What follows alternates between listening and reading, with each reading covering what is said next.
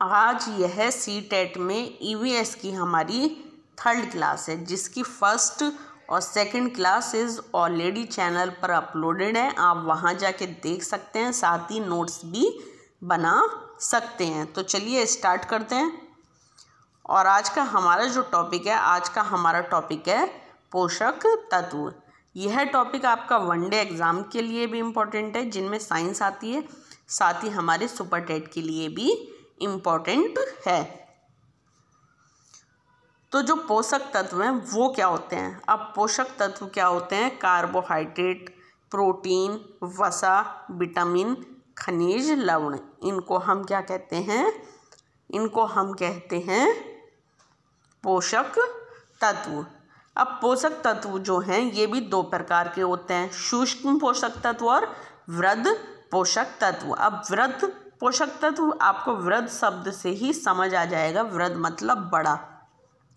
जिन पोषक तत्वों की आवश्यकता हमारे शरीर को बड़ी मात्रा में होती है, और सूक्ष्म पोषक तत्व जिनकी आवश्यकता हमारे शरीर को कम मात्रा में होती है।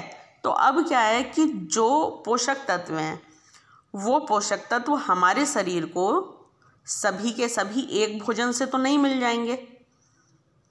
यहाँ पे यही बात इन्होंने कही है, किसी भी एकल भोजन में वांछित मात्रा में सभी पोषक तत्व नहीं होते, इसलिए हमें शरीर के समुचित कार्य के लिए संतुलित आहार की आवश्यकता होती है। जो पोषक तत्व हैं वो हमारे शरीर को किसी एक ही भोजन से पूर्ण तरह से प्राप्त नहीं हो जाएंगे, तो इसके लिए हमें कंप्लीट एक डाइट होती है वो लेने की आवश्यकता होती है, एक संतुलित आहार खाने की आवश्यकता हमें होती है, जिससे हमारा शरीर समुचित रूप से कार्य कर सके। पोषक तत्वों को 2 श्रेणियों में वर्गीकृत किया गया। फर्स्ट क्या है आपका? वृहद पोषक तत्व। इन पोषक तत्वों की आवश्यकता शरीर को बड़ी मात्रा में होती है। वृहद मतलब इसे इंग्लिश में मैक्रो कहा जाता है, और वृहद मीन्स बड़ा। अब वृहद पोषक तत्व कौन कौन से है? क्वेश्चन आ जाता है कि वृहद पोषक तत्व कौन सा है। आपको ऑप्शन दे देगा कार्बोहाइड्रेट, विटामिन, या और अन्य 2 डाल देगा, उसमें रुद्रांश डाल देगा, और या फिर इनमें से कोई नहीं। तो आंसर क्या हो जाएगा आपका? कार्बोहाइड्रेट। तो वृहद पोषक तत्व कौन से हैं आपके? कार्बोहाइड्रेट, वसा, प्रोटीन। अब नेक्स्ट पे चलते हैं। सूक्ष्म पोषक तत्व। इन पोषक तत्वों की आवश्यकता हमारे शरीर को बहुत कम मात्रा में होती है, जैसे कि आपके खनिज और विटामिन हो गए। अब ये जो सूक्ष्म पोषक तत्व हैं ये मूल रूप से शरीर के विभिन्न कार्यों के नियमन में मदद करते हैं। नेक्स्ट है हमारा वसा। वसा शरीर को जो है ऊर्जा प्रदान करता है। अब शरीर को हमारे जो हैं 2 पोषक तत्व ऊर्जा प्रदान करते हैं, एक तो कार्बोहाइड्रेट आपका और एक आपका वसा। जब कार्बोहाइड्रेट उपलब्ध नहीं होते तो वे ऊर्जा के भंडारण के रूप में कार्य करते हैं। जब हमारे शरीर में कार्बोहाइड्रेट नहीं होता या थोड़ा सा कम मात्रा में होता है, तब क्या है कि ये जो वसा होती है ये हमारे शरीर में ऊर्जा के भंडारण के रूप में कार्य करती है। नेक्स्ट आपका पॉइंट है कि हमारे शरीर को गर्म रखने में मदद कौन सा पोषक तत्व करता है? तो वो कौन सा पोषक तत्व है आपका? वो है वसा। अब वसा जो है हमें कहाँ कहाँ से प्राप्त होती है? तो वसा हमें भोजन में तेल, मक्खन, नट्स मतलब कि आपको मूंगफली के दाने हो गए, नारियल, घी, पनीर, क्रीम आदि शामिल हैं। इन सभी से हमें वसा प्राप्त होती है। अब नेक्स्ट आपका टॉपिक है प्रोटीन। प्रोटीन की आवश्यकता शरीर की वृद्धि तथा स्वस्थ रहने के लिए होती है। प्रोटीन क्या करते हैं? हमारे शरीर की वृद्धि तथा हमारे शरीर के स्वस्थ रहने में मदद करते हैं। प्रोटीन युक्त भोजन को शरीर वर्धक भोजन कहा जाता है। क्यों? क्योंकि प्रोटीन जो है शरीर की वृद्धि का कार्य करते हैं। तो शरीर की वृद्धि का कार्य कौन करते हैं? प्रोटीन युक्त भोजन करता है, और प्रोटीन युक्त भोजन को शरीर वर्धक भोजन कहते हैं। क्या कहते हैं? शरीर वर्धक भोजन कहते हैं। अब नेक्स्ट है हमारा,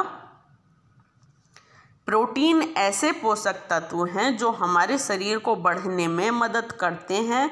शरीर के खराब हो चुके ऊतकों की मरम्मत प्रोटीन द्वारा की जाती है। ये वाला आपका सबसे ज़्यादा इम्पोर्टेंट है। शरीर के खराब हो चुके ऊतकों की मरम्मत किसके द्वारा की जाती है? तो वो किसके द्वारा की जाती है? वो की जाती है आपके प्रोटीन के द्वारा। तो उन्हें शरीर निर्माण पोषक तत्व कहा जाता है। अब शरीर निर्माण पोषक तत्व किसे कहा जाता है? प्रोटीन को। क्यों कहा जाता है उसे शरीर निर्माण पोषक तत्व? क्योंकि ये शरीर के जो खराब हो चुके ऊतक होते हैं, हमारे शरीर के जो खराब हो गए हैं कुछ ऊतक, उनकी मरम्मत का कार्य करते हैं। तो हमारे शरीर में खराब हो चुके ऊतकों की मरम्मत का कार्य कौन करता है? प्रोटीन करता है। प्रोटीन हमारे शरीर को बढ़ने में भी मदद करता है।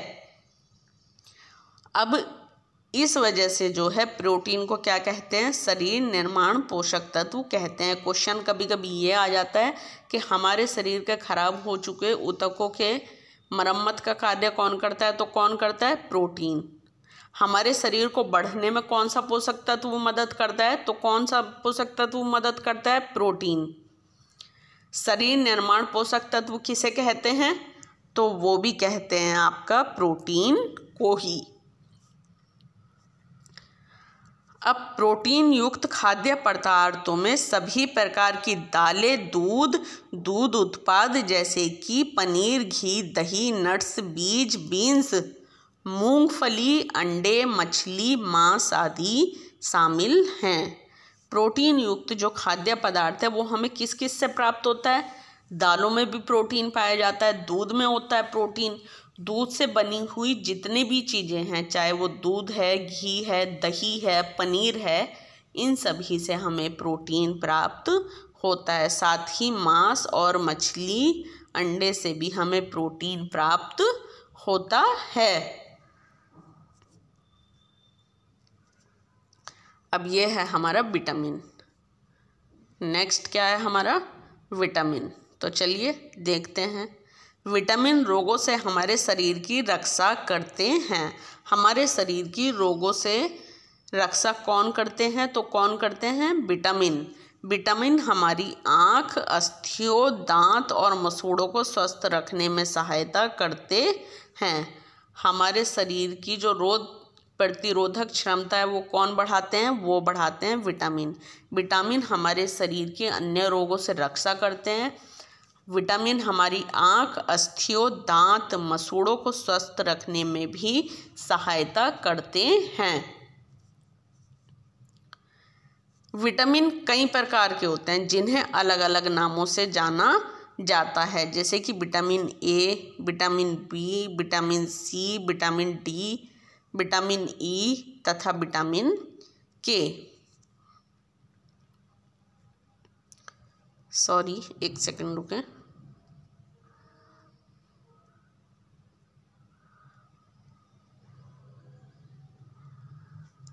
अब हमारे शरीर को जो विटामिन डी है वो कहाँ से मिलता है? ये सबसे ज़्यादा इम्पोर्टेंट है। बहुत एग्जाम्स में आता है, वनडे एग्जाम्स में भी आता है और कभी कभी सुपर टेट में भी आपको मिल जाता है। तो विटामिन डी हमें कहाँ से प्राप्त होता है? सूर्य के प्रकाश से हमें विटामिन डी की प्राप्ति होती है। विटामिन स्वस्थ दांतों, हड्डियों और त्वचा को बनाए रखने में मदद करता है। ठीक है, ये कौन सा है हमारा? Vitamin D.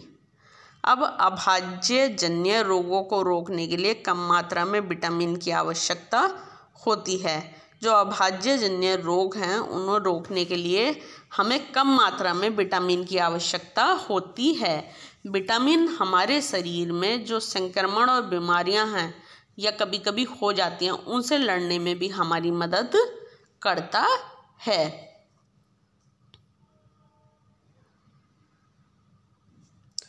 अब नेक्स्ट है हमारे शरीर में सूर्य के प्रकाश की उपस्थिति से विटामिन डी बनता है। विटामिन डी कैसे बनता है? हमारे शरीर में सूर्य के प्रकाश की उपस्थिति में विटामिन डी हमारे शरीर में बनता है।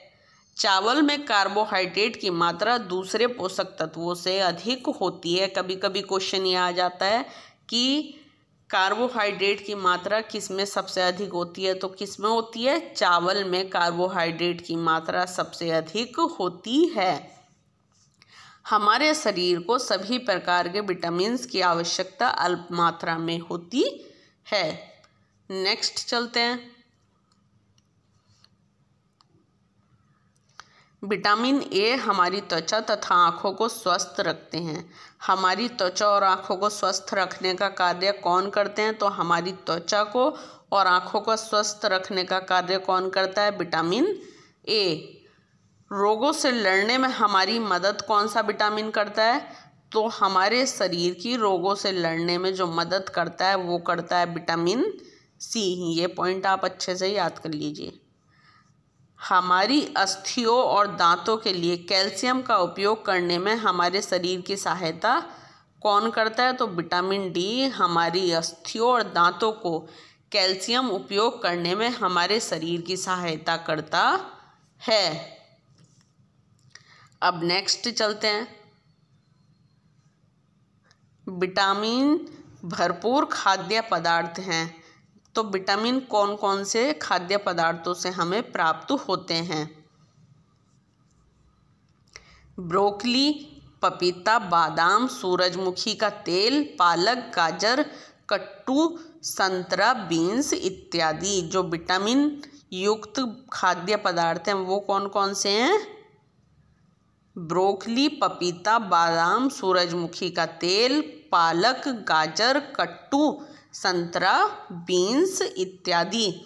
जितने भी खट्टे फल हैं उनमें कौन सा विटामिन होता है? तो उनमें विटामिन सी होता है, जो संक्रमण से लड़ने में हमारी मदद करता है। संक्रमण से लड़ने में हमारी मदद कौन करता है? तो कौन करता है भाई? Vitamin C. और विटामिन सी जितने भी खट्टे फल हैं उन सभी में पाया जाता है।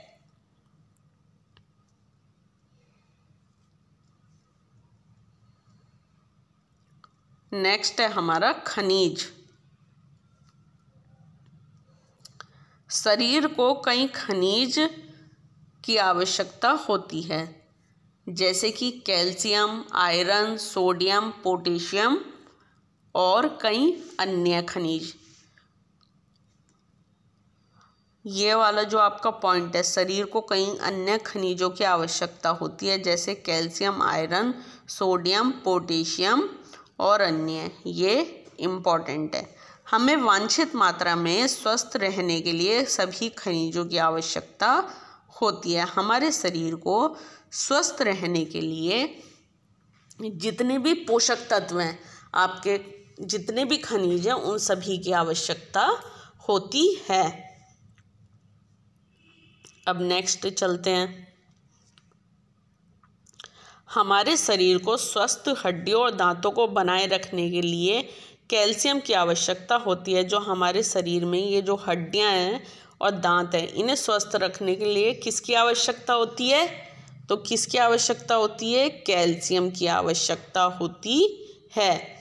आपने देखा भी होगा जब 40 से अबव हो जाते हैं या 50 अबव, तो हड्डियों में जो है दर्द होने लगता है। तो वो किस वजह से होने लगता है? कैल्शियम की कमी के कारण ऐसा होता है। कैल्शियम हमें किन किन उत्पादों से प्राप्त होता है? तो किन किन से प्राप्त होता है? दूध हो गया या दूध से बने हुए जितने भी उत्पाद हैं, जैसे आपका पनीर हो गया,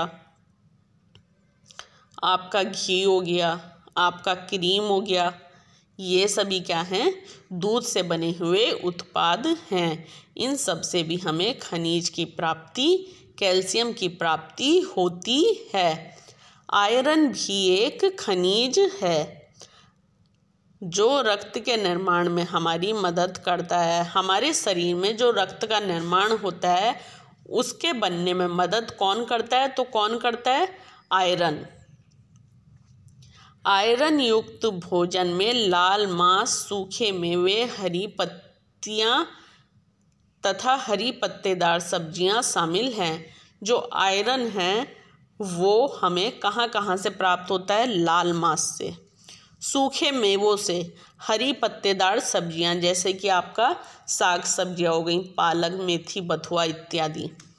और आयरन हमारे शरीर में जो रक्त है उसके बनने में मदद करता है। तो हमारे शरीर के रक्त निर्माण में कौन सा खनिज मदद करता है? तो कौन सा खनिज मदद करता है? आयरन। एनीमिया। एनीमिया एक चिकित्सा स्थिति है जिसमें लाल रक्त कोशिकाओं की गिनती या हीमोग्लोबिन सामान्य से कम हो जाता है।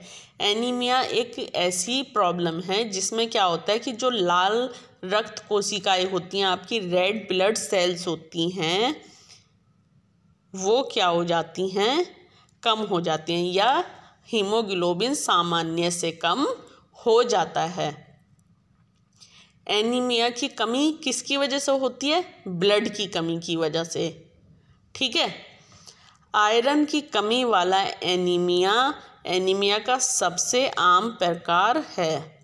मतलब एनीमिया और भी टाइप के होते हैं, लेकिन जो आयरन की कमी से होने वाला एनीमिया, ये एनीमिया का सबसे आम प्रकार है। आयरन की कमी को पूर्ण करने के लिए आयरन युक्त भोजन खाना चाहिए। अगर किसी को एनीमिया हो जाता है इसका मतलब क्या है कि उसे आयरन की कमी है और इसके लिए उसे आयरन युक्त भोजन खाना चाहिए। जैसे कि आपका गुड़ हो गया, आपका आंवला हो गया, या हरी पत्तेदार सब्जियां हो गई।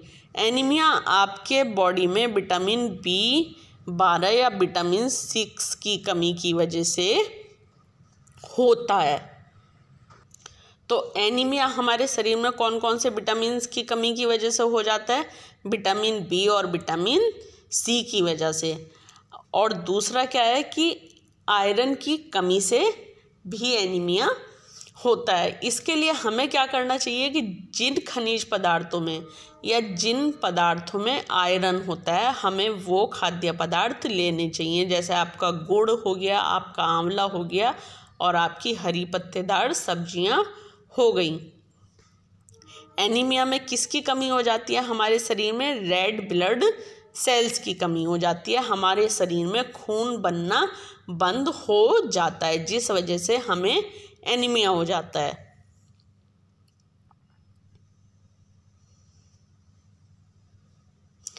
दूसरा, हमें कभी भी सब्जियों को या फलों को छिलका उतार कर नहीं खाना चाहिए या धोना चाहिए। उसका वजह क्या है? फल तो आप छील के ही खाएंगे, जाहिर सी बात है। सब्जियों और फलों को कभी भी छिलका उतार कर नहीं धोना चाहिए। अगर हम ऐसा करते हैं तो क्या होता है कि छिलका उतार कर यदि सब्जियों और फलों को धोया जाता है तो विटामिन नष्ट हो जाते हैं। सब्जियों और फलों में जितने भी महत्वपूर्ण विटामिन होते हैं वो नष्ट हो जाते हैं। इसलिए हमें कभी भी सब्जियों और फलों को धोकर नहीं काटना चाहिए। सब्जियों और फलों की त्वचा में कई महत्वपूर्ण विटामिन तथा खनिज लवण होते हैं। जो सब्जियों और फलों का जो स्किन होता है, ऊपर का जो लेयर होता है, उनमें बहुत से महत्वपूर्ण विटामिन और खनिज लवण होते हैं। क्या होते हैं? बहुत से महत्वपूर्ण खनिज और विटामिन होते हैं। चावल और दालों को बार बार धोने से उनमें उपस्थित विटामिन तथा कुछ खनिज लवण अलग हो सकते हैं। जो हमारे दाल चावल होते हैं उनमें मुख्य विटामिन और खनिज लवण पाए जाते हैं। तो चावल और दालों को बार बार नहीं धोना चाहिए। अगर आप ऐसा करते हैं तो क्या होगा कि उनमें उपस्थित खनिज और विटामिन्स खत्म हो जाएंगे। और ना ही सब्जियों और फलों को धोकर ना ही सब्जियों और फलों को जो है आप छिलका उतार कर धोएं। अगर आप ऐसा करते हैं तो क्या होगा, उसमें उपस्थित प्रोटीन नष्ट हो जाएंगे। और ये है आपका लास्ट, आहारी रेशे वृक्षांश। ये इम्पोर्टेंट है। अब ये आपके आहारी रेशे वृक्षांश होते क्या हैं। हमारे शरीर को आहारी रेशों तथा जल की भी आवश्यकता होती है। हमारे शरीर को आहारी रेशों तथा जल की भी आवश्यकता होती है। हमारे शरीर को ऐसे खाद्य पदार्थ भी चाहिए होते हैं जिनसे हमें जल की आपूर्ति मिले, या हमारे शरीर में जल की पूर्ति होती रहे, या फिर आहारी रेशों की पूर्ति होती रहे। और इन आहारी रेशों को ही क्या कहते हैं, वृक्षांश के नाम से जाना जाता है। क्वेश्चन आ जाता है कि आहारी रेशे किसे कहते हैं, तो किसे कहते हैं, वृक्षांश को। हमारे खाने में वृक्षांश की पूर्ति मुख्य खाद्य उत्पादों से होती है। अब वो कौन कौन से हैं, वो है आपका साबूदाना, दाल, आलू, ताजे फल और सब्जियां। इन सभी से हमारे शरीर में वृक्षांश की पूर्ति होती है। तो आज ये आपके जो भी पोषक तत्व थे, ये वाला चैप्टर आपका कंप्लीट हो चुका है। और कल इसी से रिलेटेड खाद्य पदार्थों का संरक्षण या फिर कोई अन्य टॉपिक देखेंगे कि कौन सा कराना है। ठीक है, तो कल आपका नेक्स्ट टॉपिक होगा। और आपकी EVS की CTET की फर्स्ट और सेकंड क्लास ऑलरेडी चैनल पर अपलोडेड है, आप वहां जाके देख सकते हैं, आप नोट्स भी बना सकते हैं। साथ ही अगर आपको किसी भी तरह की कोई प्रॉब्लम हो UPTET या CTET से रिलेटेड, तो आप कमेंट बॉक्स में कमेंट कर सकते हैं और अपना क्वेश्चन पूछ सकते हैं।